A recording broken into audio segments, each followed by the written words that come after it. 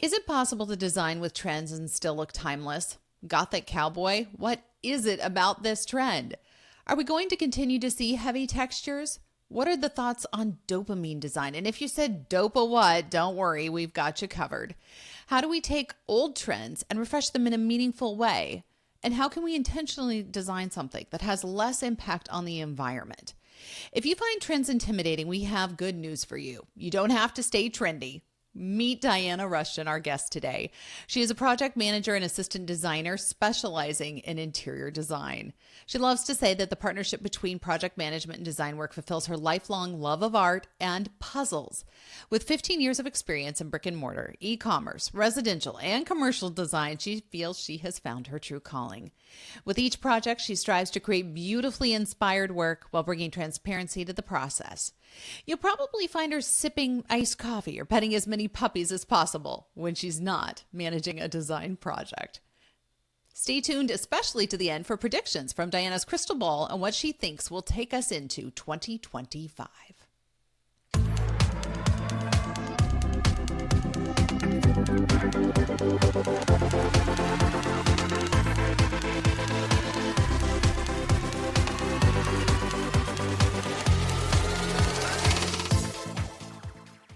Hey, Di, welcome back. Hi. So happy to be here. Oh, we're so glad to have you back. I love it. I feel like it's like going in a candy shop because I'm like, Di, bring me news of the outside world. What do we have going on in the world of trends, which is super fun to talk about. So full disclosure, I have a love-hate relationship with trends because they're trends. We love them one minute and we hate them the next. And so I kind of want to start with that idea of when we're designing, how do we design for the trends where it still looks timeless? Is that even possible? Yeah, I think so. I mean, I feel the same way. It's like when you're designing something, you don't want it to be like, oh, this is only going to be good for 3 months because we're all moving on once, the next season hits. But you also want to stay relevant within the market too. So it is a balance. And I think you can do it in cost-effective ways, depending on your budget for your project, or you can just go all in if the client truly is like, I'm ready for it. That might explain the recent amount, well, not recent, but in the last year, the amount of Barbie houses on Vrbo that you can rent for the weekend where they went all in. And my daughters think they're amazing and they keep wanting to stay at them. And I'm just like, I think I'd enjoy the first 15 minutes and then I think I'd twitch. I would just start twitching. And then I'm overstimulated. Way overstimulated. I'm like, there's so much pink in this space. Oh my gosh. So how do residential designers, especially if you're designing residential spaces, where can you incorporate those trends practically that don't become a liability where 3 years later the client's like, yeah, we had a designer, they did that at the time, it looked really good, and now I just want to rip it out. Yeah, because you don't want them to like call you, be like, hey, remember that choice we made? That was awful. Why did you let me do that? I would say the easiest ones are going to be like your soft textiles, like your throws, your pillows, your rugs, because all of that stuff is something that's easily changeable. You don't have to go into demo mode to like rip out a backsplash tile or like a countertop. Like it's just less cost in that degree, but you're still getting the overall like updated look that you're seeing and that you want to be a part of. So the other really great thing you could do is paint color. Like paint is just so magical. It's like a faux plant. Like it just brings the life to, or the space to life, and it's easily changeable. If you do pink or you do like this green trend that we're seeing right now, and then 2 months from now you're like, I hate this. I hate everything about it. It's like, okay, a weekend project to change a paint color, and it's not like earth shattering. Like you don't hate yourself for it. Absolutely. And okay, so I want to go down the path of trends. This gothic cowboy theme that we're seeing and have seen in 2024, yes. I was so not there for the gothic cowboy. I was like, you have got to be kidding me. This is a joke. No joke about it. And what finally sold me on it was back at the beginning of 2024. Here we are. Louis Vuitton came out with the whole cowboy themed lineup. And I was like, Parisian Louis Vuitton is gone full Western. So explain that to some of us that are just struggling a little bit with getting there. I adore it. I love it. I love everything about it. I love the fringe. Awesome. I love the textures. I love the distressed leathers. I love the play on like how that fashion world is coming into our interior world. I'm here for it. I'm here for all of it. I know that it definitely is more niche, but I spent a lot of time in the Southwest. And so that also like is an emotional response from me because I just like identify with it so well. But I think there are ways that you can do that on like a scaled down level. Like we don't need to be doing like really kitschy like saddle bar stools or like cowboy hats like Thank you. here and there. Like you don't need to go that far, everyone. I think ways that you can incorporate that are more in your textures, like using like distressed leathers rather than more a contemporary leather, or adding fringe to like an accent chair, not doing, you know, your whole couch. So there are ways I think to elegantly do that, but I'm here for it because I just love the textures really that it calls to. Oh, especially the distressed leather. Like a good distressed cognac leather couch. You'll find me there every time with a heavy texture throw. I could get there in a heartbeat. Mm-hmm. Okay, or what even else like are we a seeing? cowhide rug? Like I'm into that. Yeah. Like Yeah. layer it. Or even put it on the wall if you've got like a grand entrance wall. Like, sign me up. That could be really pretty. Well, it's a breath taker. And, it kind of goes back to what we always talk about in design, but nature drives it best. Nature always drives design the best, that feels the most natural and intuitive to us as humans. And so doing something like that on a wall, it makes complete sense. Let's talk about other design trends you're seeing and where you think design is going as a whole. What other trends can we implement? And then how do we implement those trends? Because you're right, a whole entire room of just sheer cowboy, unless you're in Montana, where I was born and raised, it just doesn't always parlay well.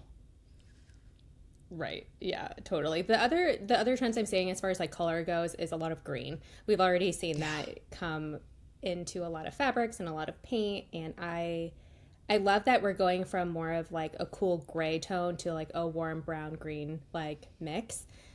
So I love the green vibe that's going on right now. And that's super easy to do with just paint or like cushions or blankets, that type of like decor for residential. And then the other one I really like is like the bold silver. So for a long time we've always been doing the polished or the brushed, but now it's like almost chrome looking, and I personally like that just because it's just different, like we've been specifying the same things for like a hot minute now. So doing something a little bit more dramatic in our showstoppers for chandeliers or lighting fixtures, I really like. They are a little bit harder to keep clean as far as if you do like a faucet. So I maybe wouldn't go that far just for like practicality, but doing sconces and lighting, so pretty. It just adds a little bit of glitter. I love glitter. Glitter is a good thing when used in the proper doses. Like I'm 100% there for that. Yes. It has to be the proper doses. I'm just saying. Textures. Okay, we've seen a lot of boucle go through the market, heavy textures. Do you think we're going to continue to see heavy textures? I mean, you mentioned that when we were talking about the Western and Gothic cowboy. I feel like textures aren't going anywhere, but what am I missing in that thought? No, I feel like they are starting to hit some of the more like entry level furniture lines. So before, where it was a little bit more like sparse here and there, like it's coming into like the big boxes now, and I still really like the textures. I think that will be here to stay for a while now, and it's just cozy. So I feel like it's received well by the market because it automatically gives you that feeling of warmth that you're trying to like get with all of your furniture pieces. So I think it's here to stay, and I enjoy it still. I feel me too. Like depending on your life circumstances and your home, like it might be a little bit hard to keep looking cute. Just knowing my sister has 2 toddlers, or I guess they're little kids now, but it's like that might not go super well if we do a whole sofa, but we could do an accent chair. Absolutely. And get out that Hoover spot cleaner once every 6 months and get after it. It's worth it. I think it's worth it. I don't know. That's where I love texture. I think texture is everything. When you go in and everything feels the same and it's high durability and like the old timey like 90s commercial fabrics, they all just looked, smelled the same. And so now it's like, oh, fabrics come such a long ways. Textiles are in such a different place. Another one we're seeing is this aquaculture theme, which caught right. Well, it caught me by surprise right up there with Gothic Cowboy, let's be honest. But aquaculture, on the opposite end of the spectrum, coming way out of the Southwest, it's going to the coast and greens. And back to your point about greens, lots of greens again. Yeah, totally. Because I feel like it's also, I feel like that aquaculture is also getting into the like dopamine aesthetic and the dopamine vibe that people are really trending right now with like your space. Like this space is truly curated for you. And so taking every element of your home, whether that is just the furnitures and fixtures, but like actually saying like, we live here, this is our home, and you know, our like terrarium or our pets are part of that whole energy, right? And so their spaces are matter within our space. And so treating it more as an art object or like something that is you're driving inspiration from rather than just an afterthought is really nice to see, because we all live in these spaces, and those things can be like a shining little jewel and not have to be just like, oh, we have this random fish tank we got at the Goodwill 10 years ago or inherited from my great grandmother. Like that's out. Like we can invest a little bit more in those pieces so that it feels like a part of your whole design. And it's just fun to see people take trends, like you're saying, take the trends that they like and run with them and not feel the pressure to like have to keep up with the Joneses. Like the dopamine aesthetic and like that, where the aqua like really speaks to me, because it's like, if you love your pet and your pet is an aquarium, like let's go for it. Like let's pick out some cool things for it too. We are all in. You're going to have the most luxurious plants in there, and we will bring in, if you have saltwater live coral, we are here for it. It becomes so much fun. Done. I want to, yeah, for sure. I mean, that's so, what's better than designing a home, designing a fish tank? I mean, but it is part of the home. It should be considered in the design as far as how it looks and feels. Dopamine. I love the trend of dopamine design. I know we have people out there going, Dopa, what? Like, come again. Let's flesh that out for everybody. So it's basically just like ignoring everything, all of the shoulds. Like you shouldn't, you know, use a lot of black. You shouldn't, you know, use this texture here or this like fabric here. Like all of that is out the window. Like we're not doing that anymore. If it speaks to you, we're doing it. You see it a lot in fashion too. So basically if it sparks joy in your heart and it makes you like smile just because it's like an interesting wallpaper choice that has bison on it or has mermaids on it, like we're here for it. And it doesn't matter if it's on trend or not, or what, you know, the powers that be tell you should like. It's more about the feeling that is evoked, and there's no right or wrong answer there. So you're creating for you and not for what you think you should be doing. Don't tell my children this is a thing. Their rooms are all curated in that exact motif, and it is a complete sham wow experience. You walk in there and there is so much discontinuity. There is intentionality, but there is it is not contiguous in any way, shape, or form. It is one big dopamine hit if you are 9 and 7 years old. Like that. Those rooms are designed strictly for happiness. And I just keep telling myself, when they leave, I will redo the carpet. That's my eternal hope. There will be new carpet going in those spaces. I promise you. Okay, so how do we take old trends and update spaces? How do we take the idea of refreshing what was there, to your point about, yeah, that looked really good 3 years ago and it doesn't now. How do we update that in a meaningful and significant way with new trends where it gets back to just that little bit of glitter where we're sprinkling? So we're using it intentionally, but sprinkling. That client calls us, they need us to go back into their lake house. It just needs a refresh. It's feeling tired. How do we bring in these new trends so it feels fresh and enjoyable for the next summer season? For me, the biggest thing is I always try to keep the substantial furniture pieces, because if they're trying to refresh, to me, it's like they want to keep like their core, like staple pieces. And so if I can keep those pieces and just switch out, first of all, the rugs. Like rugs just make such a huge impact because they're a texture and a color. So you can take it night and day from a color to a neutral or a texture really easily. So I would say rug and then just paint color. Like if I had to pick two things, those would be the thing, because you're just going to update. So it's like if I had a gray wall, but I want to be more on trend, I'm going to go with more of a beige or grayish, like just take it a little warmer. It's really easy to do without completely demolishing what you've done. And then if I was to pick a third thing, I would say just updating your like faux florals or like your plants in the area or the pots that they live in if they're live.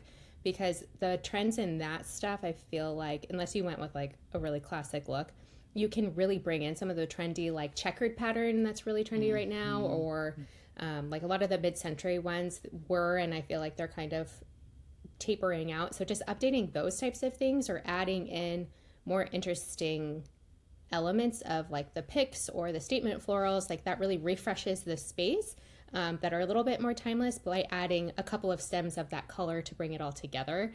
And then a year from now, when you're tired of those stems, you just remove those singular ones, leave the greenery, and like magically it's a brand new experience.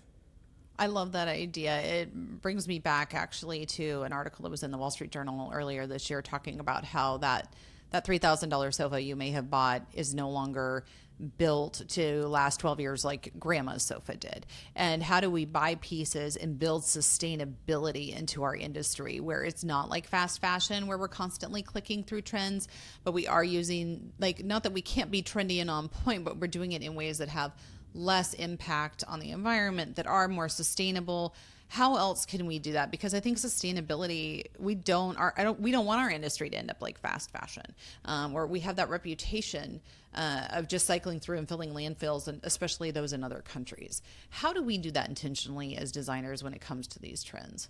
It's all in like the very beginning, I feel like, of when you are sourcing a product and you're sourcing a material or a leather or a pattern. Like, I always try to keep those things in mind of, is this leather that I'm choosing, A, where is it coming from? B, is this the best fabric for this space to mix? And in 5 years, can I switch out a rug? Can I switch out this or that so that I can give them that refreshed look and it'll still feel up to date? So I always like look at like who we're sourcing from, like who you're buying from, the client needs, as far as like, this is an investment piece. And so you're going to have this for, 10 or 15 years, or you're going to have this as an heirloom. Like, what is the ratio there? And then just picking fabrics accordingly. Like, we don't need to do like the boucle sofas, like those aren't going to be an heirloom piece, right? But if we do like a nice leather or a nice like performance fabric, that's something that you really could keep up and update as you go. So just being conscious of that. Those two things I think will really help with the longevity and just our impact in general, because it is important, and not everyone wants to redo their house every 5 years. Like, that just isn't scalable. No, it's cumbersome. It's completely cumbersome. As far as trends, I want to go down this road a minute. We always have fashion that informs so much of what we do in interior design.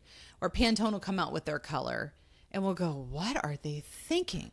And then 2 years later, we'll look at all of our design boards and we'll be going, oh my gosh, it's everywhere, right? It happened. So I know you don't have a crystal ball, but what are you seeing out there from the fashion world or other industries that you're like, get ready, interiors folks, we're about to see this take off and come to mass market on really the interior design side? What I'm hoping for, and I'm a little bit biased, but what I'm hoping for is that we're seeing more of the repurposed stuff come in, or like, I got this from my grandmother, or like those heirloom pieces that are within your family, or pieces that you are personally like a little bit DIY in there, so that we're having those very collected pieces that are reusable, that are emotionally like tell a very good story in combination with the new stuff. So the trend in fashion, I feel like right now, especially with younger generations, is like they're not buying into the premier brands. They are not looking for like a super perfectionism when it comes to like having all the logos that they need. Like, they're very into thrifting. They really like having the control over telling that story. And I'm hoping that with like, it kind of goes in with the dopamine aesthetic, like that they're using that same mentality for how they are designing their fashion, that they're going to design their homes with that. And they're going to help our industry with the waste and with scalability, as far as like not just throwing everything away just because it's, one thing about it is maybe not your favorite anymore. Like, we don't Yeah. we're not into the blush color anymore, but also just saying, okay, I'm going to go buy like a cool fabric and I'm going to redo this. So I hope that that is coming too, because I see it a ton in fashion and I love it. Just that creative, repurposed energy. It's such a good point. I feel like Europe has done a fabulous job of this for so long. We use commercial settings. We use carpet squares. They use carpet squares in residential settings so that it's an easy swap out, and you're not going to dump the entire broadloom piece of fabric because the dog had an accident in the corner or the kid dumped over their Capri Sun. I think it's interesting too. They also take all of their cabinets with them typically when they relocate. So your kitchen cabinets come out, everything goes back to the studs. Like when you buy cabinets, you're buying cabinets for the next X number of years that travel with you as you move locations. They're not going in a landfill. They're not being bequeathed to the next owner. They're coming with you, and you will repurpose them in your next space in a way that works. And it feels like America's finally catching up to this idea in a meaningful way after seeing, gosh, this just really isn't sustainable what we've been doing. And it's time to turn it around and tell a different story. And we don't even have to tell a different story. We also get to tell our own story through it, which is kind of neat, and be creative in our own way and see what comes out of that. Totally. Let's talk about return on investment. I think it's easy to think with trends that it's just for a moment, it's sunk cost, and then we move on. There's no return on an investment. It's kind of like investing in trends is like going to McDonald's. It's quick, fast, and easy, but it's not a long-term fix, right? You can't feed your whole body on that forever. Is that true? Or is there value in investing in trends that actually gives back in some way? I think so. When you're talking about your home or your space or your client's space, there is absolutely a space for saying, I like this because I like it, and I like this because it's trendy. Like, not everything has to have a black and white reason. Like, there has to be a balance of functionality and that emotion of, I just really like this, and this makes me feel, insert, right.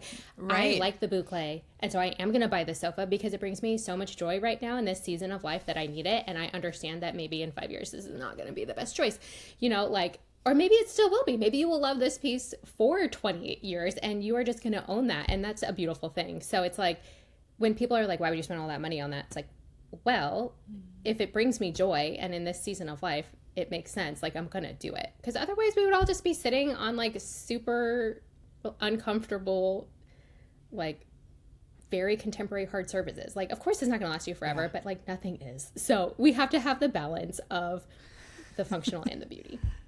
We need some pragmatism here. We need some joy factor. For sure we need some joy factor. I totally agree. What do you think people misunderstand about trends or don't get right when it comes to trends? Because they're kind of intimidating, I feel like.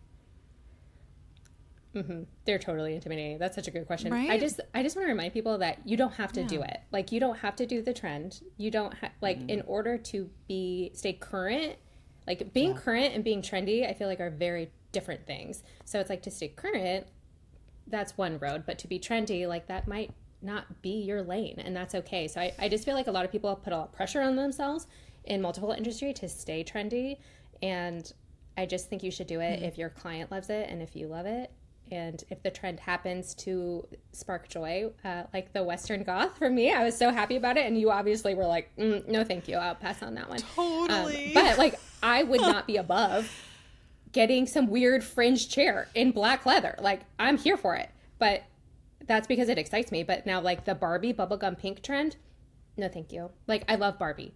I support the whole like idea of Barbie and the movie and the whole thing, but pink is just not my color, so I'm just gonna choose to not do that one in my house.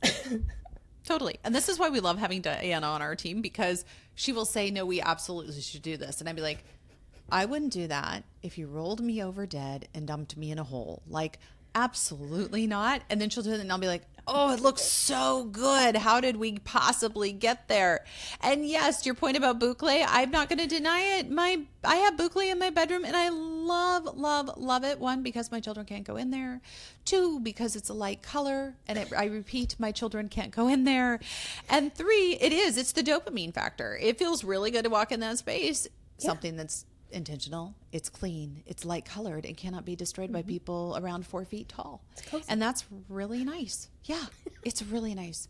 No, that's great feedback. So looking into 2025, what are we going to see? I mean, Gothic Cowboy about swept me off my feet. What's next? Do you have any ideas of what? I mean, we talked about recycling and really doing your own story. Is there anything broad sweeping that you're seeing that is coming to mass market? With the movement out of gray cool back into warm, like we started seeing that last year at last market when we talked, and I just feel like it's going to be even more prominent, and it's going from just wholesalers and furniture markets into the big box stores. So your clients are going to start asking for those warm tones, and I'm excited for it because I mean we all specified gray for so long, and you did that great roundtable with Sherwin. If you haven't listened to that, please go listen to that. That was such a good episode, and to get their insight. But it's like, okay, we're finally moving out of the gray, and it's exciting to see just a different palette. So I think we'll see a lot of that, and then out of the brushed into like the prominent silvers and the mixed metals. Like, don't be afraid, just do it. It's fun. Brass. Can I ask you brass staying, brass going? Oh yeah, brass. I know. Totally staying. Okay. I love it. I wasn't sure about that one because when it came back, I was like, oh yes, for those of us that are of a certain age, we saw brass the first time and it's back again. Sometimes when it comes around the second time, it's like, oh, here we are again. Kind of the same thing with the sage greens that we're seeing. It's not the 90s sage green with cranberry, but it's got some more warmth to it and whatnot. But first blush, I was like, I've seen you before, right? I mean, design is cyclical, but it comes with tweaks that actually are relevant, I feel like. And that's important to point out. Totally. Yeah. And it's like the shape too. It's not like, it's like the same brass, but it's not the same shape or curves or, like pulls that you're seeing from, that you're seeing in some of these older projects. It's more brass on a contemporary fixture makes it elevated. Great point. Anything we're missing in this conversation on trends that our audience needs to hear from your perspective? No, I think we hit it all. I just would encourage everyone to like take bits of the trends, and they don't need to go like full in if it isn't speaking to them or their client. But in order to get the look that a lot of people are looking at, to not be afraid to incorporate some of those pieces that are a little bit more dramatic with the fringe, or saying like, I walked this space in your house and I noticed that you have a cutie little turtle over there. Can we design a part of that? Because I would love to incorporate that into the space. So also like helping your client go, what areas can we do to really give you the look that you're seeing out there? Because a lot of the times I feel like they might be a little bit nervous, but the more you can say, no, we can totally pull that off based on the room that you already have, like a little bit goes a long way with some of these trends, and it doesn't need to be, everything specified within that one trend. I love that. We want the glitter, not the glitter bomb. Yes. We don't want to be picking up glitter 20 years from now. The party's over. Yep. Long gone. Beautiful conversations. Thank you, Di, so much for coming on the show. This was fabulous.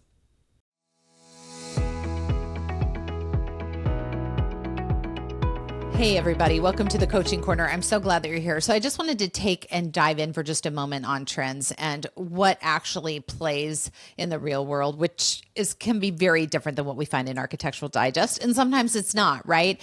Case in point here is that it's about finding out what the client wants. That's our ethical obligation is to give them what they want, correct? It's not about just building what we want or what we think will get us where our firm needs to be, although that'll naturally happen when we have happy clients.